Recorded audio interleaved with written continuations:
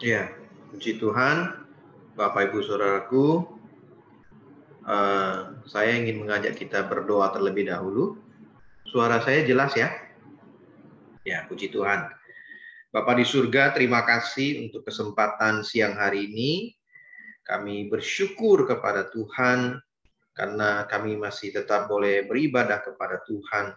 Hati kami tertuju kepada Tuhan siang hari ini. Dan kiranya Tuhan, Engkau akan berbicara kepada setiap kami secara pribadi. Tuhan memberkati kami. Tuhan yang hadir di dalam pertemuan kami ini, walaupun secara Zoom meeting. Dan Engkau akan memberkati kami masing-masing dengan cara Tuhan. Terima kasih Bapa, berbicara kepada setiap kami di dalam nama Tuhan Yesus. Kami bersyukur, haleluya, amin. Ya, shalom, Bapak Ibu Saudara kasih Tuhan. Kiranya kita semua dipelihara Tuhan, sehat-sehat semua, dan kita akan tetap bersyukur apapun yang terjadi. Ya, nah saya langsung saja karena ini ibadah kantor. Nah, terima kasih sekali lagi buat pengurus pengurus PDRIPK yang memberikan saya kesempatan ya untuk melayani sekali lagi di ibadah ini. Nah, hari ini saya sesuai janji yang terakhir, saya akan melanjutkan pelajaran yang terakhir tanggal 29 Juli yang lalu ya. Saya ingat tetap kuat di masa sukar. Bagaimana kita tetap punya kekuatan di dalam masa sukar. Nah, sekarang saya mau review dulu secara cepat untuk mengingatkan kembali ya. Nah, di dalam Efesus pasal 6 ayat ke-10 dikatakan akhirnya hendaklah kamu kuat di dalam Tuhan, di dalam kekuatan kuasanya. Jadi bagaimana kita menjadi kuat itu adalah kehendak Tuhan juga. Dan Tuhan mengatakan kitalah yang hendak kuat. Hendaklah kamu kuat. Ya, jadi bukan sekedar kita berdoa, Tuhan kuatkan saya. Tuhan beri saya kekuatan. Terus kemudian kita menunggu. Kita pasif. Kita nggak lakukan apa-apa. Bukan begitu, saudara. Ya, jadi menjadi kuat itu adalah sebuah perintah Tuhan, sebuah kehendak Tuhan yang harus kita lakukan dalam hidup kita secara pribadi. Ya, jadi orang Kristen kita tidak menjadi pasif bahwa segala-galanya berasal daripada Tuhan dan kita do nothing. Tidak begitu. Tuhan memberikan perintahnya, firman-Nya, dan kemudian kita mentaati, kita melakukan bagian kita.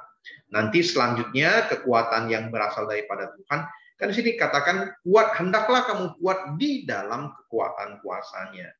Jadi ketika kita mengusahakan ada menjadi kuat, maka Tuhan itu di dalam kekuatan kuasanya akan juga menolong kita.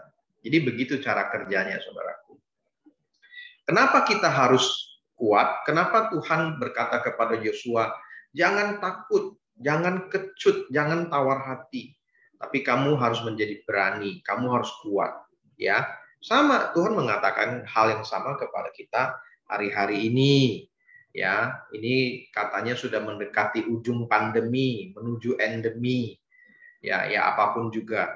Ada usaha yang sudah bangkrut, ada yang akan bangkrut, ya, dan sedang megap-megap, ada yang mendapat keuntungan banyak. Kita nggak tahu situasi bagaimana. Ada yang kehilangan pekerjaannya, ada yang berjuang, dan saya menemukan ada banyak orang, ada driver kemarin sempat ngobrol dengan saya, dan dia katakan dulu dia adalah sales manager. Cuman dia tidak menyalahkan pandemi karena dia mengatakan sebelum pandemi pun perusahaannya sudah megap-megap. Ya, dari Bandung dia pindah ke Jakarta dan kemarin sempat ngobrol, saya dulu sales manager katanya. Nah, dia lulusan S1 sarjana tapi sekarang dia jadi driver dulu. Ya, apapun lah yang harus dilakukan untuk bertahan hidup katanya. Ya. Tapi saya senang ngobrol dengan dia karena orangnya positif. Ya, walaupun dia belum percaya kepada Tuhan, tapi dia berusaha kuat. Nah, saudaraku, di dalam firman ya dikatakan bahwa hendaklah kamu kuat. Kenapa? Karena kita, jangan khawatir, saya pastikan akan mengalami kesukaran dalam hidup. Entah dalam keluarga, di dalam pekerjaan, di Ada sekolah mungkin, ada sekolah ulang, atau di dalam bahkan pelayanan gereja selalu ada kesukaran. Saya bertemu dengan orang-orang yang kecewa dengan gereja karena dia katakan, katanya ini rumah Tuhan. Kata ini saudara-saudara semua percaya kepada Tuhan. Kenapa ada konflik? Kenapa ada masalah? Gitu. Ya, jadi saudaraku, ada banyak orang salah konsep dan mengatakan bahwa seharusnya gereja, seharusnya anak-anak Tuhan, orang-orang Kristen itu orang yang free stress, free problem. Nah, ini orang yang salah pengertian. Ya, saudaraku. Jadi sekali lagi jangan ragukan, saya ulangi, jangan ragukan bahwa persoalan akan selalu hadir dalam hidup kita. Ya, jadi kita bukan minta Tuhan lenyapkanlah persoalan, nggak bisa. Ya, nanti kita akan belajar lebih lagi. Dan lebih daripada itu, kesukaran itu sebenarnya penting ya dalam hidup kita untuk menjadikan kita pribadi yang lebih baik. Tapi lebih dari kesukaran itu sendiri, yang lebih penting lagi adalah respon kita terhadap segala kesukaran yang datang dalam hidup kita. Ini kembali lagi ke attitude kita, sikap kita. Kita mau menyerah atau kita mau bertahan. Kita mau positif atau kita mau negatif. Kita mau tetap gembira atau kita mau tenggelam.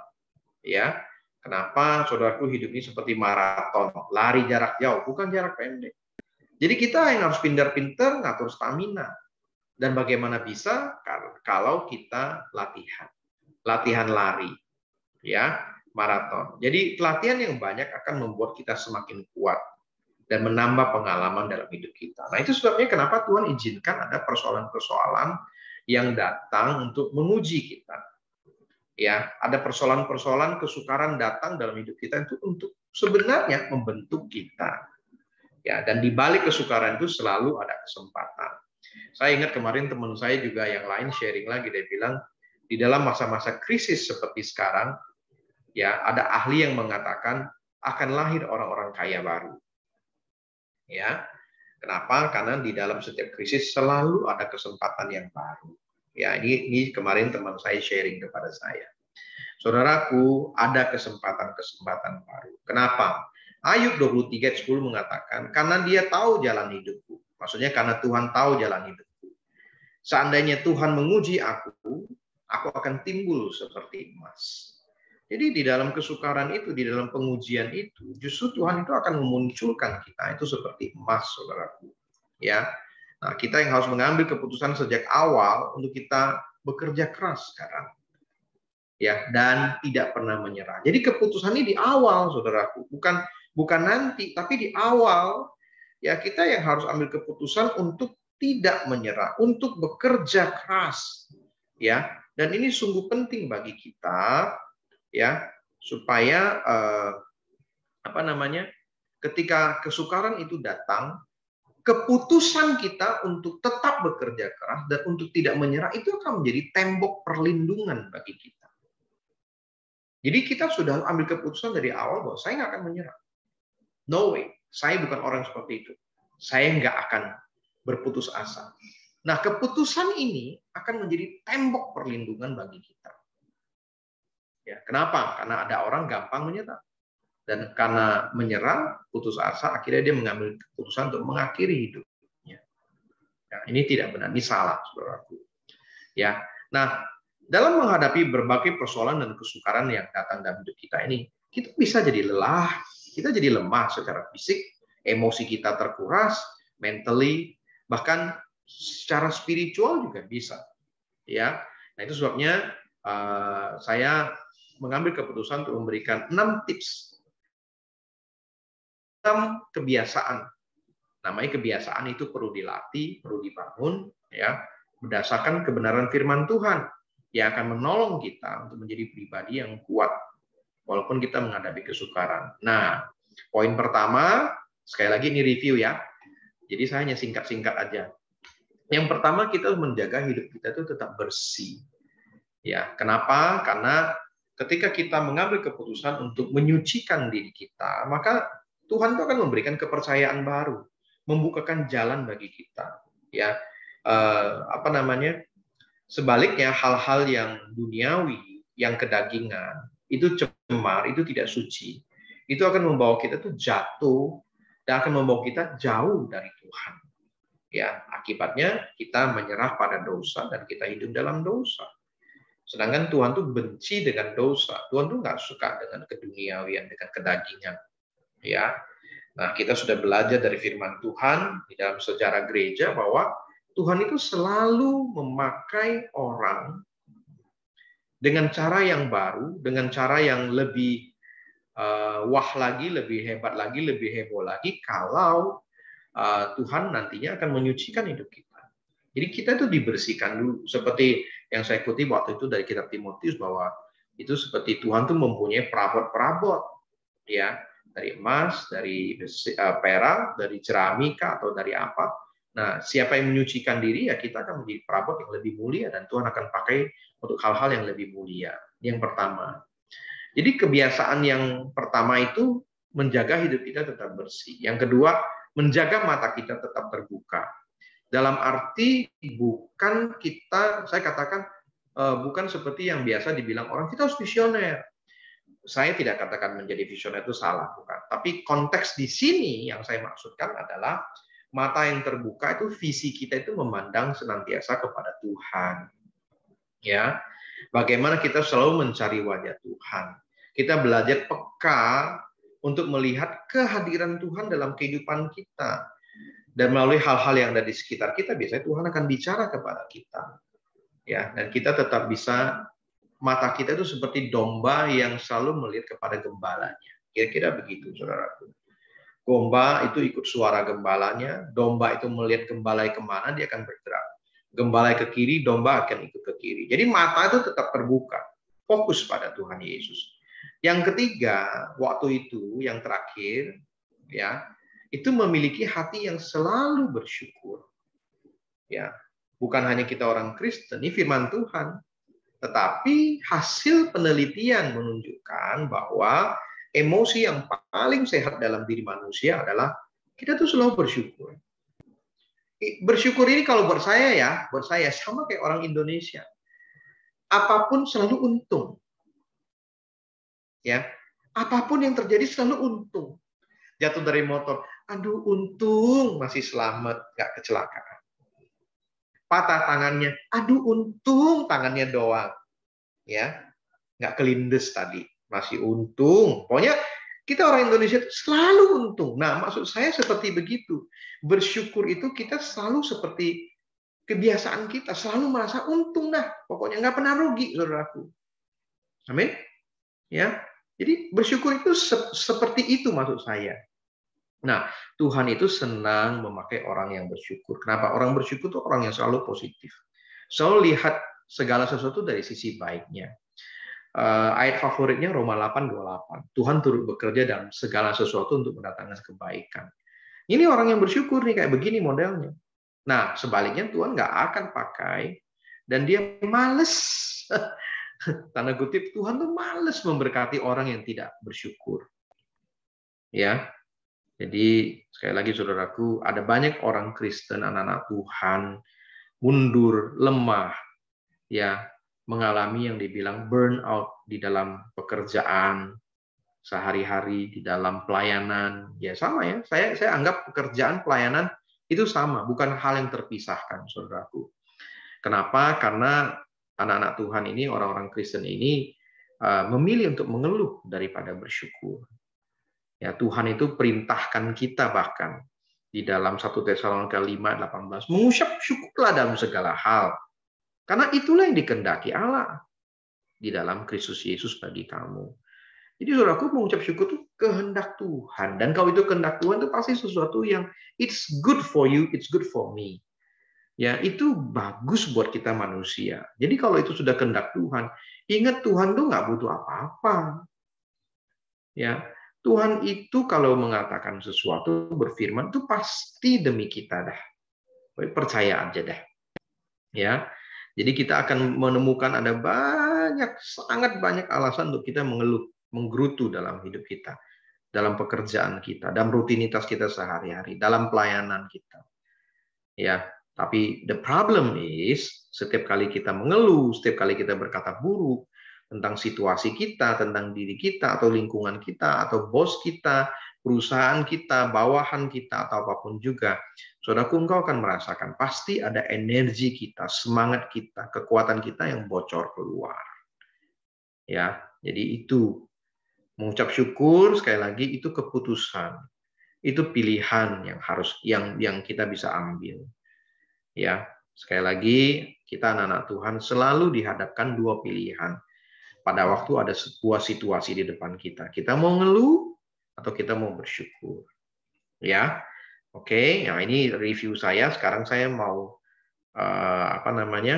memasuki poin yang baru yang keempat, ya, supaya kita nggak kehabisan waktu, saudaraku.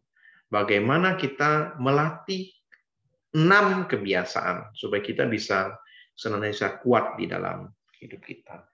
Yang keempat itu adalah memelihara tujuan hidup kita. Sekali lagi, memelihara tujuan hidup kita, saudaraku. Nah, supaya kita bisa mengerti tujuan hidup kita adalah kita belajar mengerti untuk apa saya ada di dalam dunia ini. Ya, untuk apa saya ada di dalam dunia ini? Why we exist? Atau the reason of our existence, ya.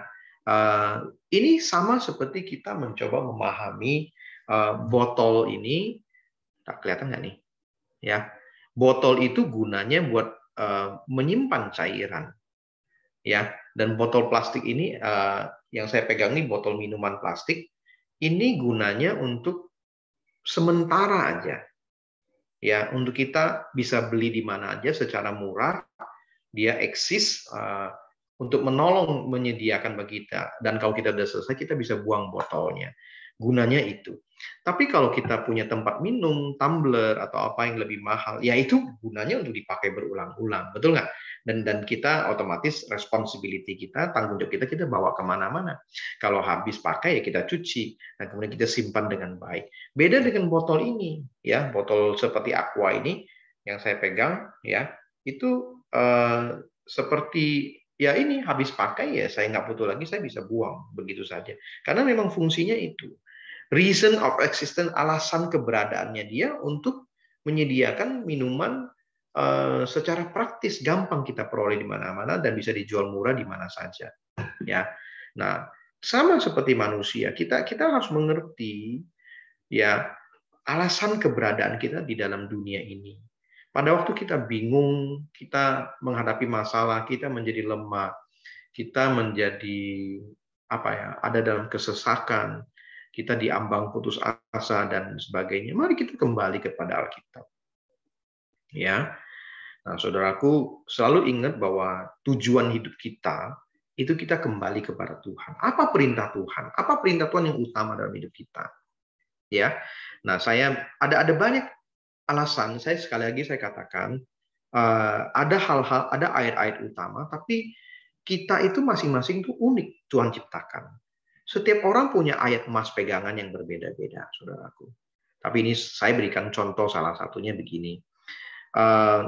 Jawab Yesus pada waktu ada ahli Taurat tanya sama dia, Tuhan tuh perintah apa yang utama di dalam Tuhan? Yesus bilang gini, kasihlah Tuhan Allahmu dengan segenap hatimu, dengan segenap jiwamu, dengan segenap akal budimu. Itulah hukum yang terutama dan yang pertama. Dan hukum yang kedua yang sama dengan itu, sama dengan yang pertama maksudnya, sebetulnya nilainya sama di hadapan Tuhan. Kasihi sesamamu manusia seperti dirimu sendiri. Perhatikan penutupnya yang penting. Kita seringkali kutip 2 ayat itu, tapi kita lupa ayat terakhirnya, ayat 40-nya. Pada kedua hukum inilah tergantung seluruh hukum Taurat dan kitab para nabi. Jadi kalau kita lakukan 2 ayat ini memenuhi semua yang lain-lain, Bapak Ibu Saudara. Ya, jadi sekali lagi tujuan hidup kita, kalau kita mau pelajari, ada di dalam perintah yang agung ini, the Great Commandment. Kita hidup untuk Tuhan, mengasihi Tuhan, dan kita hidup untuk mengasihi sesama kita. Ini bisa jadi alasan kita mengerti bahwa saya hidup untuk mengasihi Tuhan, saya hidup untuk mengasihi sesama saya. Ini bisa jadi pegangan? Bisa banget. Karena memang Tuhan Yesus waktu ditanya, Tuhan, menurut Tuhan, apa yang paling utama dalam hidup ini? Yesus jawabnya ini. Apa perintah Tuhan yang paling penting? Karena pada zaman Yesus nggak ada kitab perjanjian baru, saudaraku. Yang mereka pegang cuma Taurat aja dan kita para nabi, ya kan? Dan pada waktu Yesus ditanya, dari semua hukum apa firman yang engkau coba kasih komentar, mana yang paling penting? Dan Yesus jawabnya, ayat ini, saudaraku. Ya, asal kamu hidup mengasihi Tuhan dan kamu mengasihi sesama, dua perintah inilah yang paling utama. Ya, ini sudah mencakup semua segala-galanya, kata Tuhan Yesus. Amin. Dan hal yang kedua yang saya bisa tambahkan yaitu amanat agung. Pergilah, jadikanlah sekalian bangsa diberitakan Injil. Jadi kita bisa lakukan hal-hal seperti ini, saudaraku. Jadi pada waktu orang menjadi bingung, mari kita ingat tujuan eksistensi kita, keberadaan kita. Bukan untuk hidup nyaman, bukan untuk sekedar, aduh, hidup saya susah nih, kenapa? Saya kurang kaya, uang saya nggak banyak, tabungan saya nggak ada. Tapi apa ya? Ini sudah kita pelajari, kita dengarkan berulang-ulang. Tapi yang keluar dari mulut kita, anak-anak Tuhan, orang-orang Kristen selalu itu. Benar atau betul, saudaraku? Ya, saya nggak mengatakan bahwa uang atau materi itu tidak penting, bukan, saudaraku. Tapi ketika kita lolos, ketika kita salah jalan, itu karena fokus kita salah, saudaraku. Bukan untuk menjadi terkenal, bukan untuk punya kedudukan, bukan untuk punya jabatan, bukan untuk punya kekuasaan, bukan untuk mengejar-ngejar kebanggaan. Kenapa? Kalau kebanggaan, kesombongan, itu hal yang Tuhan tidak suka dari diri kita. Bukan untuk sekedar menampilkan kehebatan kita. Bukan untuk bicara tentang saya. Bukan, saudaraku. Ya, sekali lagi, lebih dari itu. Ya, saya kemarin bertemu dengan pasangan yang akan menikah di Medan ini. Salah satu alasan saya ke Medan adalah menghadiri pernikahan. Ini jemaat saya sudah kenal lama. Dan saya katakan, jangan kejar Sabtu besok, jangan kejar kesempurnaan di dalam pernikahan kamu. Itu nggak penting, saya bilang. Pada saat terjadi kesalahan atau apa, you must expect it. Perkirakan itu dan tertawa saja. Karena itu nggak penting. Yang penting adalah isi pernikahan kalian. Itu yang jauh lebih penting. Amin, saudaraku. Ya, jadi kadang-kadang kita itu mengejar sampingan. Tapi esensi hidup kita lupakan, saudaraku.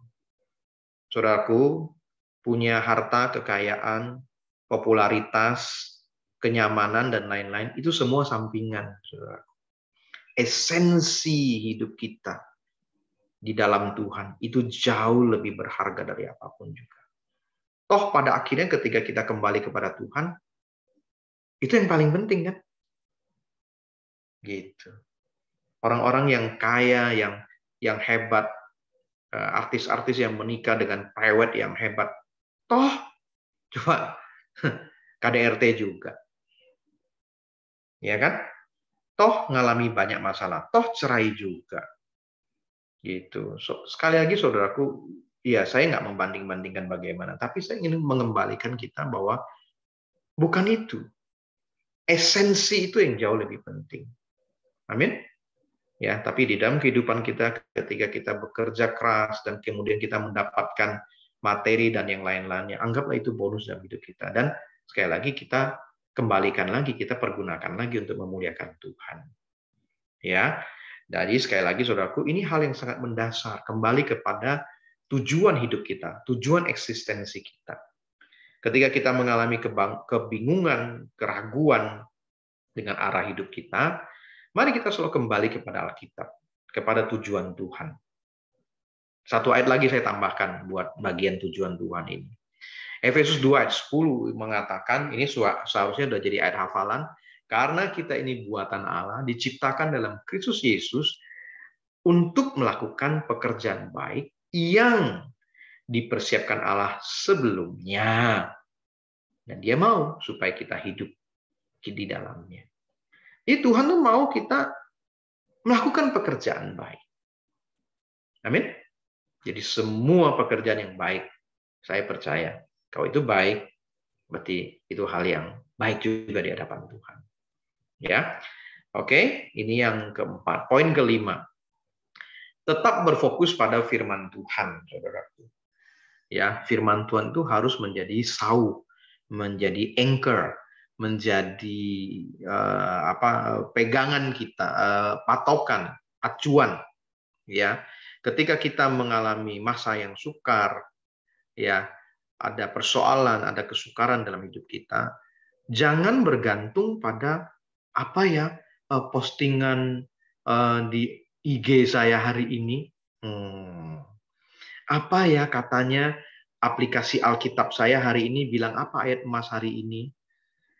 Saya perhatikan ada loh orang-orang yang bergantung kepada apa yang keluar hari ini. Kayak ramalan aja. Saudaraku, ya. Walaupun itu ayat dari maksudnya dari sosmed atau dari apa, jangan bergantung pada hal-hal seperti itu. Kata-kata rohani yang bagus, kata-kata positif yang bagus. Apapun yang terjadi dalam hidup kita yang harus menjadi sauh dalam hidup kita, yang menjadi jangkar dalam hidup kita, itu haruslah tetap kebenaran firman Tuhan. Nggak bisa ditawar. Maaf, saya juga bukan pedagang. Ya, hal seperti nggak bisa dikompromikan, nggak bisa ditawar, nggak bisa dikurangi. I'm sorry. Firman Tuhan itu harga mati, saudaraku. Ya, dan itu sebabnya kita mesti punya hafalan ayat yang bagus. Ya, orang Kristen jangan sekedar puas dengan khotbah yang bagus. Ya, sebagus-bagus apapun khotbah hari Minggu, saya pastikan engkau pasti lupa. Benar atau enggak? Setuju, harus setuju. Saya pendeta, sebanyak-banyaknya saya khotbah, pasti saya lupa lagi bahan khotbah saya. Tapi yang hebat ketika kita ingat firman Tuhan, kita hafal firman Tuhan, dan ada pengalaman-pengalaman dalam hidup kita.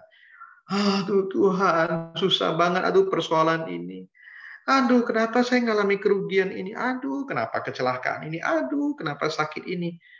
Tapi kita ingat firman Tuhan. Tuhan turut bekerja dalam segala sesuatu untuk aduh, saya percaya Tuhan aja deh. Amin, saudara.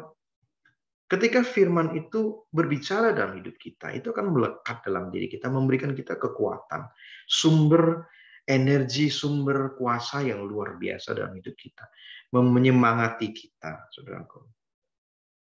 Kita harus bergantung pada firman Tuhan. Kenapa? Karena firman Tuhan itu selalu benar, selalu dapat dipercaya, dan selalu dapat diandalkan. Ya, jangan ragukan Alkitab kita, firman Tuhan. Amin. Ya. Contoh saya bacakan Mazmur 121. Ya. Aku memandang ke gunung-gunung. Ini dulu zaman dulu lagunya Yeriko nih. Aku memandang apa yang dia memandang ke gunung-gunung. Ya pokoknya itulah lagunya ya. Dari manakah datangnya pertolonganku? Pertolonganku datangnya dari Tuhan yang menjadikan semesta. Ini kalau ada ingat lagunya ya. Dia tak akan membiarkan kakiku goyah. Ini lagu Yeriko kayak gitu. Tapi ini sebenarnya diambil dari Mazmur 121 ayat 3. Dia tidak akan membiarkan kau jatuh. Pelindungmu selalu berjaga. Sesungguhnya pelindung Israel itu tidak pernah mengantuk atau tertidur. Ini bahasa sehari-hari. Tuhan akan menjaga engkau. Dia akan di sampingmu. Dia akan melindungi engkau. Engkau tidak akan sakit karena matahari di waktu siang atau karena bulan di waktu malam. Tuhan akan melindungi engkau dari mara bahaya. Dia akan menjaga engkau supaya hidupmu selamat. Dia akan melindungi engkau pada waktu engkau datang dan pergi sekarang dan selama-lamanya. Saya pikir ayat-ayat seperti ini memberikan penghiburan bagi kita. Amin.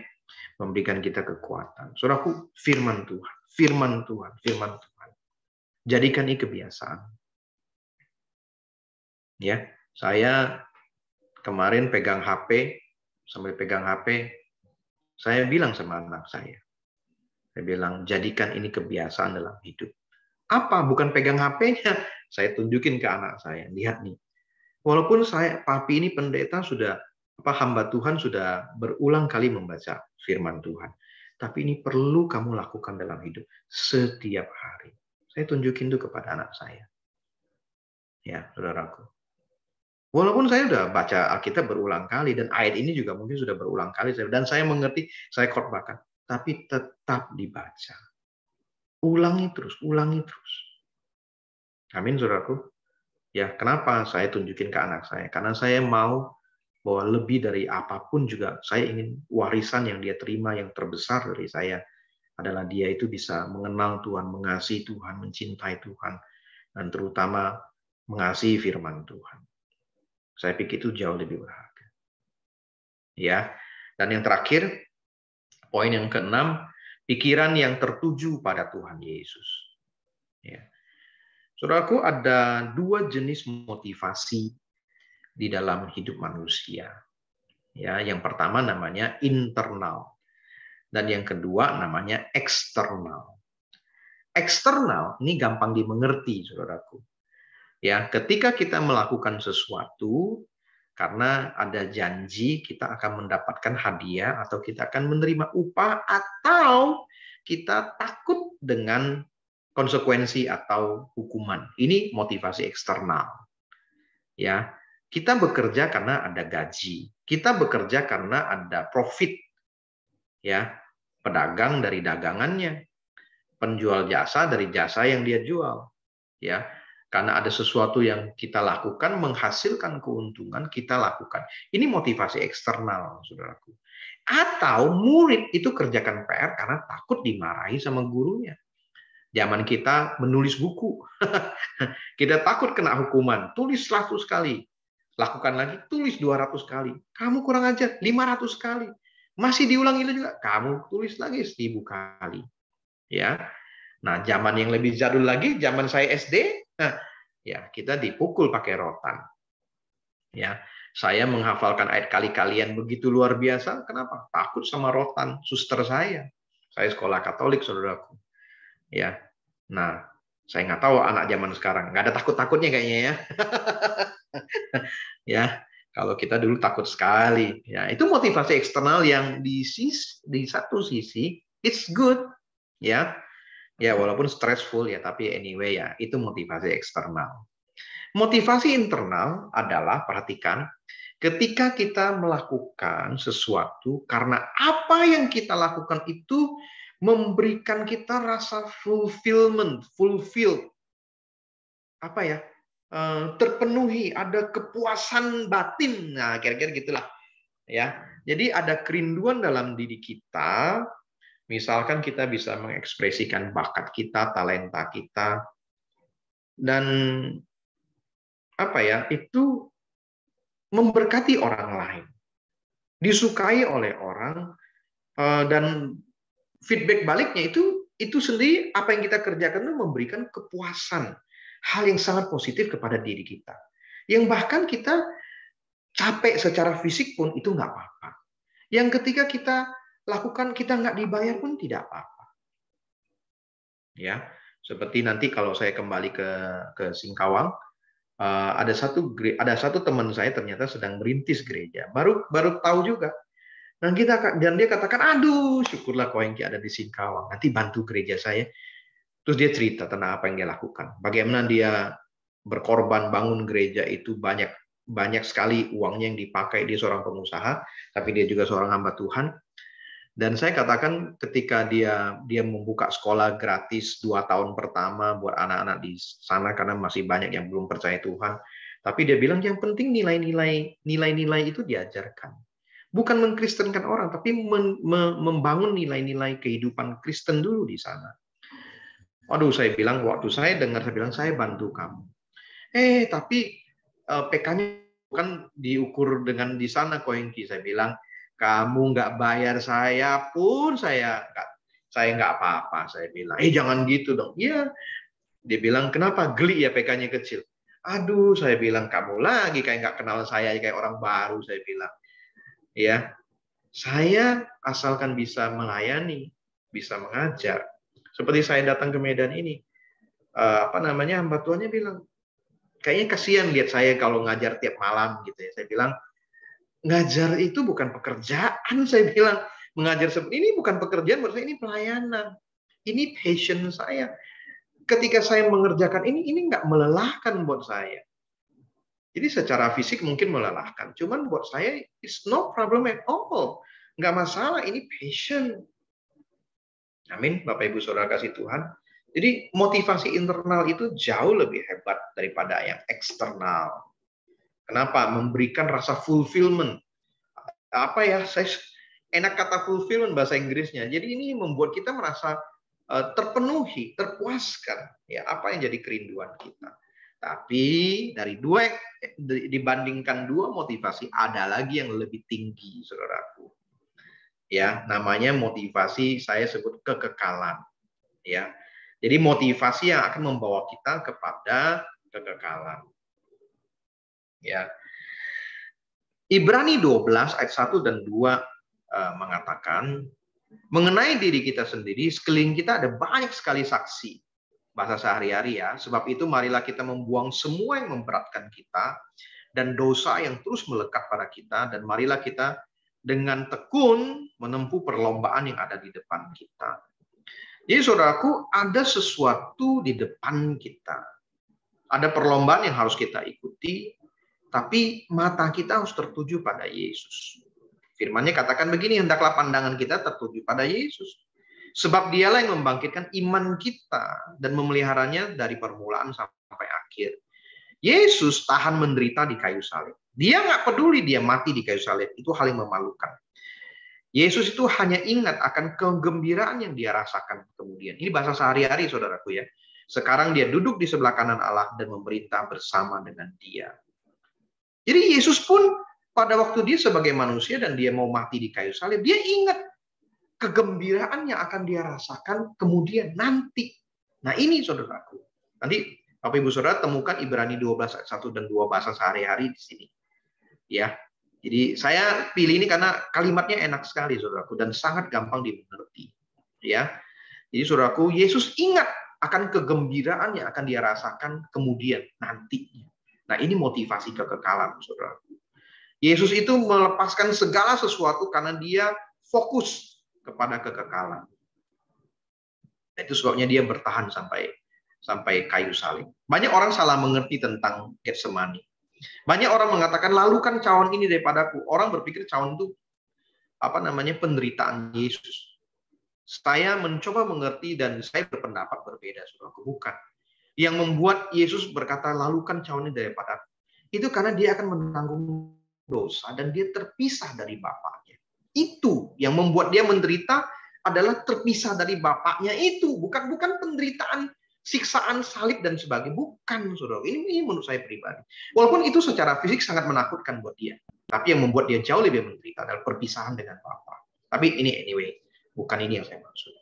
Jadi pikiran kita yang tertuju kepada Yesus, fokus kepada kekekalan, ini yang harus kita jaga. Fokus kita selalu kepada Yesus. Ini kebiasaan yang perlu dibangun, saudara.